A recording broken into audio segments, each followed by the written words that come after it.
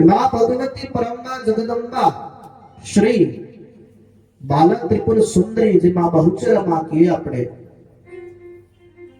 आ परमे मां भगवती बहुचरा में बहुत मोटो परचो आप्यो तो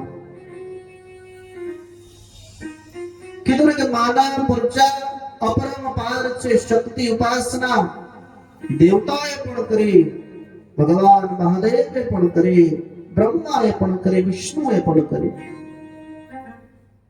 અને આજ માગસર મહિનાનો પર્વ યાદ કરી માએ જે વલ્લભ ભટ્ટની લાજ રાખી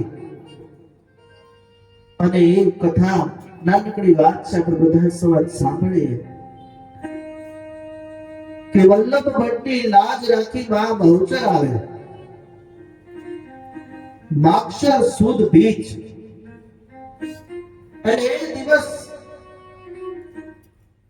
કે માં બહુચરા ને પોતે વલ્લભ ભટ્ટનું સ્વરૂપ ધારણ કરી નાખી નાથને જમાડે કીધું કે દાળ ભાત શાક તો મળી જાય પણ માગશર મહિનામાં કેરી ક્યાંથી લાવે સમાજવે નાતવે કેરીના રસની માંગણી કરી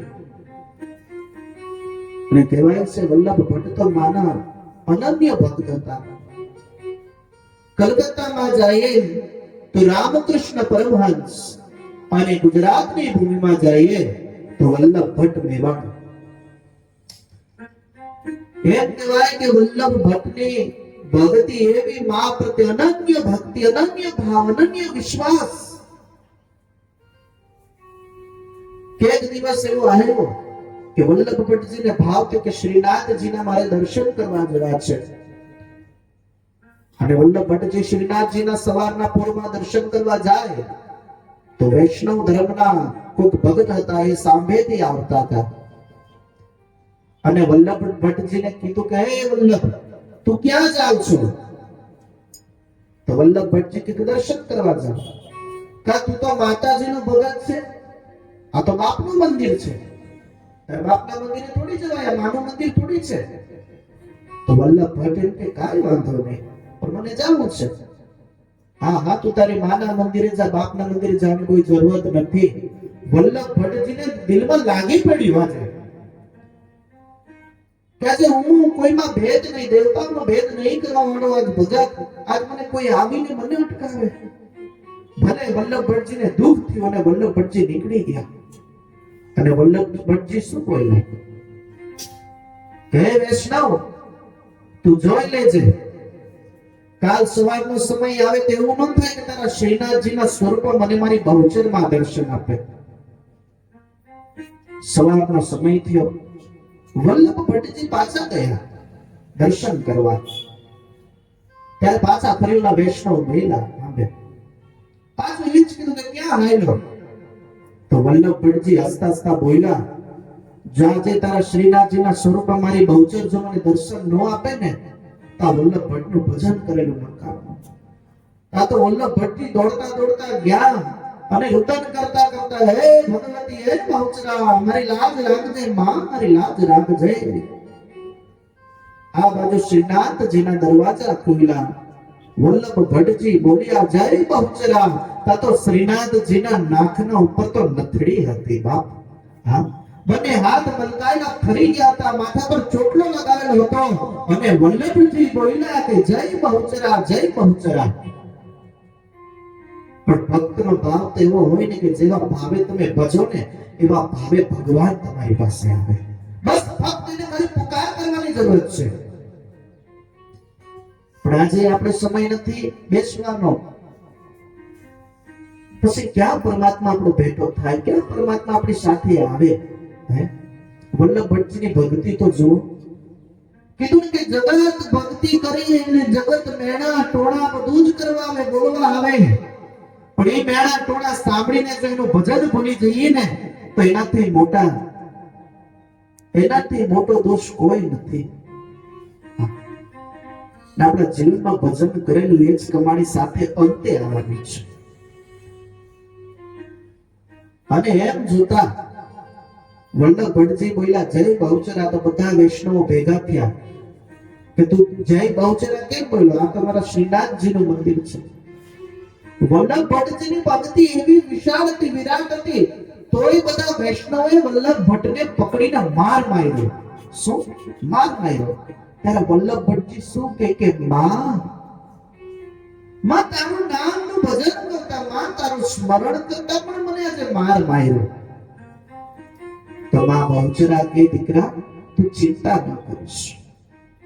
કીધું ને કે આપણે થોડી ભગવાનની ભક્તિ કરીએ, એનું ભજન કરીએ, દુઃખ આવે એટલે આપણે એના પર આક્ષેપ કરીએ કે ભગવાન તમારી આટલી ભક્તિ કરીને મને આટલું દુઃખ. અને વલ્લભ ભટ્ટે શું કહ્યું? માં કઈ વાંધો નહીં, તારા માટે મેં માર ખાઈ લીધા, પણ માં તારું નામ લીધું ને મને માર માર્યો, કઈ પરચો પૂરો છે. અને એમ કરતા કરતા સમય વીત્યો.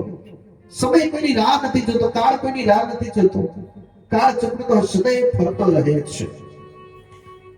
અને જોત જોતા વલ્લભ ભટ્ટજી ગામમાં આવે અને ગામવાળાને મેળે ટોળા આવ્યા કે વલ્લભ તું હંમેશા ગામમાં કોઈ પણ પ્રસંગ હોય, કોઈના લગ્ન હોય, કઈ પણ હોય, તું ખાવા આવી જાય છે, તો તું ક્યારે નાતને જમાડવાનો?